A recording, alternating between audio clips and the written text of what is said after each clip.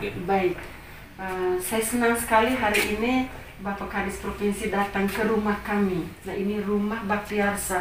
Ini bukan sekolah, kami katakan rumah karena ini siapapun yang datang tuh merasa di rumah. Nah, KIR ini sudah berjalan 9 tahun. Ini bukan masanya saya. Kepala sekolah sebelum saya sudah memulai karena mereka studi banding di SMA Penabur, Jakarta, dan hanya untuk jurusan bahasa. Karena kepala sekolah sebelum saya itu guru bahasa. Jadi berkelompok, satu kelompok ada 5 orang dan seterusnya. Lalu saya ketika 2014 lantik menjadi kepala sekolah, saya melihat ini program yang bagus.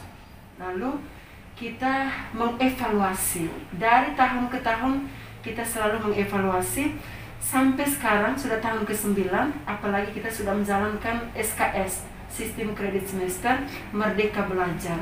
Sekarang KIR kita tidak menentukan berapa orang dan semua jurusan 1 orang bisa 2 orang, tapi tidak 3 orang. Karena setelah kita mengevaluasi, saling mengharapkan ada satu anak yang begitu tekun, nanti nilai dapatnya sama-sama. Jadi kualitas belum tentu terjamin. Jadi sampai angkatan ke-9 ini baru tahun ini kita mengevaluasi.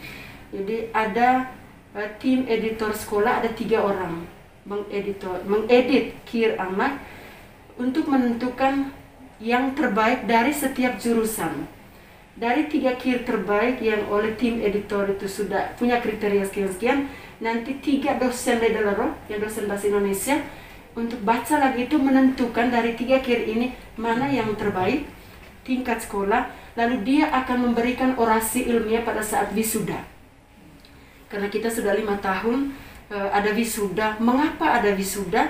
Karena proses belajar di Baktiarsa kita tidak memformat anak. Tidak memformat anak, merdeka belajar. Jadi anak yang karakter baik, lalu kemampuan juga baik, bukan yang cerdas, yang pintar, tidak. Siapapun dia bisa berlari cepat 2 tahun, dia 2 tahun selesai. Ya, 2 tahun selesai. Terkait KIR tadi, kira-kira bagaimana anak-anak dipersiapkan untuk melakukan itu? Apakah dengan pendampingan atau persiapan sejak awal masuk di sekolah? Ya. Jadi untuk mempersiapkan itu sejak ada SKS dan untuk memperdalam program unggulan sekolah yang namanya Karya Ilmiah Remaja, kita ada les metodologi muatan lokal sekolah. Jadi sejak masuk, kita tidak sebut kelas tapi semester. Jadi sejak masuk semester 1 ada muatan lokal sekolah yang diajar oleh guru bahasa Indonesia. Jadi guru-guru bahasa Indonesia menyusun buku penelitian tingkat SMA lalu dipakai untuk anak-anak. Jadi ada panduan, ada 2 guru yang ngajar.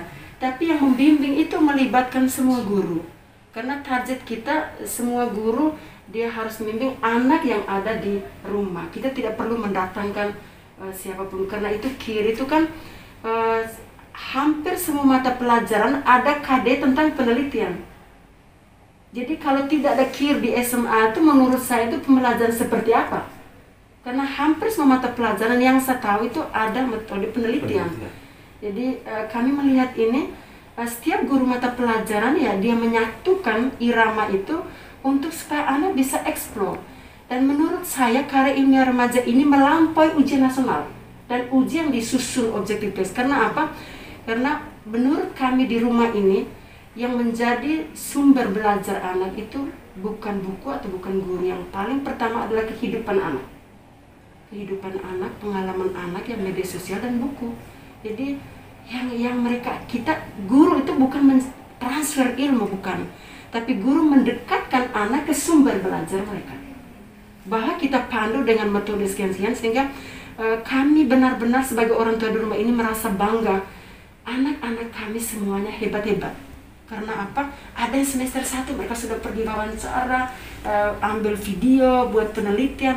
Anak zaman sekarang tuh hebat-hebat, anak milenial. Jadi guru-guru ini katanya diujikan oleh penguji setelah dibimbing oleh guru. Yes, jadi KIR ini mereka uji seperti di universitas. Ya, jadi seperti mereka harus dalam bentuk PowerPoint 5-20 menit dan masa corona ini anak ujinya online.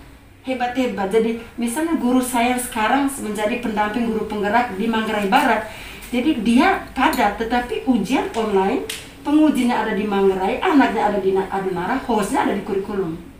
Dan anak-anak presentasi PowerPoint online webinar. Ujian menggunakan Zoom meeting. Zoom meeting, webinar. Jadi saya merasa sekarang sudah saatnya, dan anak-anak NTT itu anak-anak Sika, anak-anak hebat. Tergantung bagaimana kita menjadi rekan pembelajar, menjadi sahabat. Karena kami banyak belajar dari anak, bukan anak belajar dari kami.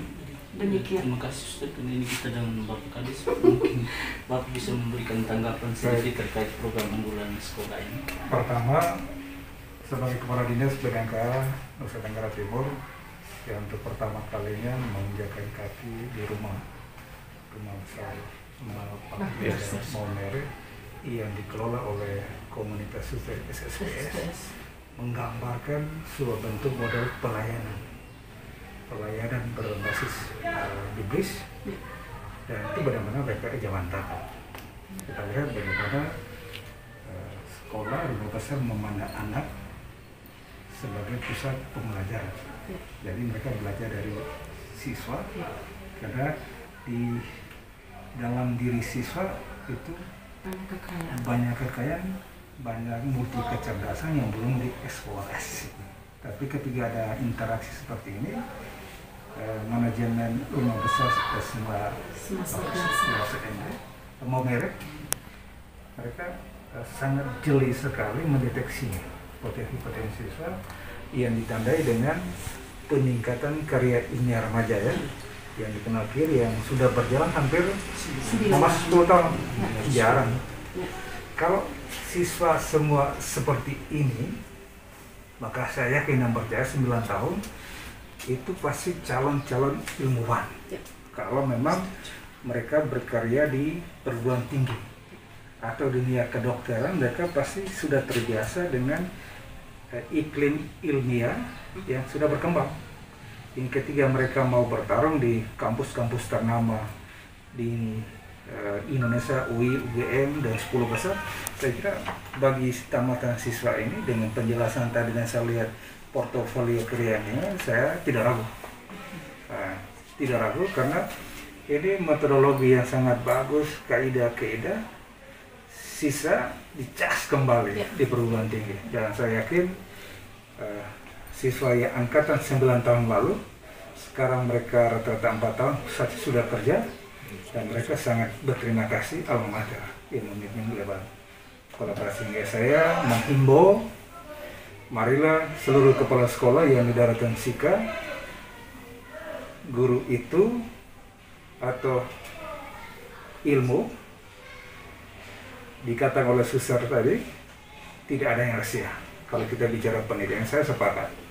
Kalau mau pendidik ini maju, maka tidak ada kerahasiaan di dalam tata kelola manajemen pendidikan yang tergambar dalam 8 standar. Terlebih standar proses, standar isi, dan standar penilaian. Dan standar lain itu duduk oleh orang tua, pemerintah, pembiayaan. Sarana prasarana pasti dari yayasan, dari komite, dan dari pemerintah. Sisa tiga standar itu yang benar-benar diperhatikan. Dan kalau yakin benar, maka tidak ada siswa yang bodoh. Dan tidak ada siswa yang bodoh, dan pembodohan terhadap siswa oleh gurunya karena ketidaktahuan didaktik dan metode dan berbagai pendekatan. Tapi dengan konsep ini, saya yakin guru-guru selalu dicas dengan penjelasan tadi.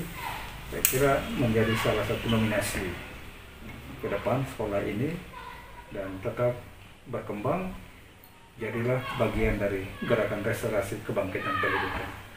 Sehingga entitas bangkit, entitas sejahtera dimulai dari sektor pendidikan. Terima kasih. Bapak, ada satu hal mungkin, karena ada teman saya di sini, ada satu hal ini, kami ketika anak masuk waktu ukur seragam, kami ada pendampingan psikologi pada setiap anak. Jadi kami punya data pohon keluarga setiap anak, dan saya mengenal hampir semua anak. Jadi waktu ukur seragam, mereka datang daftar, ada pendamping psikologi, bukan wawancara. Kalau wawancara kan kita punya data, tidak. Tapi ini pendamping psikologi, kami tahu di kumpulan keluarga. Anak keberapa, mungkin dia broken home, tinggal di mana, dengan siapa. Sehingga kalau anak buat aneh-aneh di sini, kami tidak bisa gunakan satu metode. Dan kekerasan jenis apapun tidak diperbolehkan di Bakti Arsa. Kekerasan verbal, kalau guru dan orang tua katakan babi, anjing, nenek moyang, saya bilang siapa induknya. Ya, lalu kekerasan fisik, saya sakit kalau orang pukul anak. Jadi guru-guru di sini kami sangat mengasihi anak-anak. Lalu kekerasan psikologis, kita membanding-bandingkan anak. Kenapa engkau beda dengan ini? Kenapa kau aneh? Itu kekerasan psikologis. Jadi itu kami usaha hindari sehingga semua anak itu merasa berharga. Dan kami tidak mementingkan harus genjot 1-2 anak untuk lomba bawa nama sekolah. Itu bukan fokus kami, visi misi kami tidak. Karena kami kalau ada lomba-lomba kami tidak memilih anak untuk lomba. Karena apa? Kalau kita memilih pasti ada yang merasa tidak terpilih. Padahal mereka semua bayar uang sekolah. Semua anak punya hak. Lalu kami kalau anak buat salah kami haram untuk beri reaksi apalagi marah. Karena kalau anak tidak boleh berbuat salah, fungsi pendidikan tidak terjadi. Kalau anak tidak boleh buat salah, hanya anak tertentu yang tampil. Berarti konsep ini belajar dari kesalahan. Yes. Anak Guru yang baik. Anak diadakan masalah dan diberikan solusi bersama-sama. Ya. Di situ peran fasilitator guru Ya. benar-benar teruji situ. Ya. Mau jadi fasilitator atau menjadi diktator. Dan sekolah dengan budaya belajar pasti keluar dari lilitan ini. Yes. Dan saya mengimbau teruslah berkembang, tata ini sekolah, lalu saya minta nanti suster bisa kita change rolling, nanti di yayasan tinggal suster bisa 3 bulan di Sekolah Negeri X yang ada di Kota Maumere, biar sekolah negeri manajemennya paling tidak seperti ini. Dan itu pasti tidak keberatan dan kami akan lihat metodologinya, bersurat kepada Regio Yayasan bisa mengizinkan dan kami akan menginformasi kepada Bapak Gubernur biar ini di-change dalam kurun waktu beberapa bulan dan transfer skill dan pengetahuan. Terima kasih ya Pak Kadis. Terima kasih Pak Kadis, luar biasa. Kami bahagia, ini berkat besar untuk rumah kami. Terima kasih. Nanti YouTube-nya judulnya taruh karya ilmiah remaja sama Bakti Arsa Maumere dalam pernyataan Kadis P dan K Linus Lusi. Terima kasih. Tampil dulu.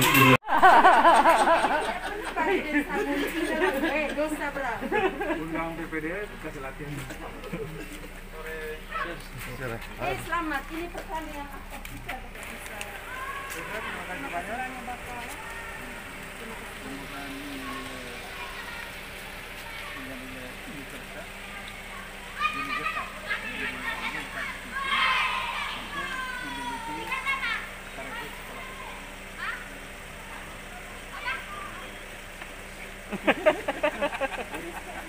Pagi hari apel itu tadi ya. Siap. Kemudian mereka hafal semua. Sehingga mereka mencintai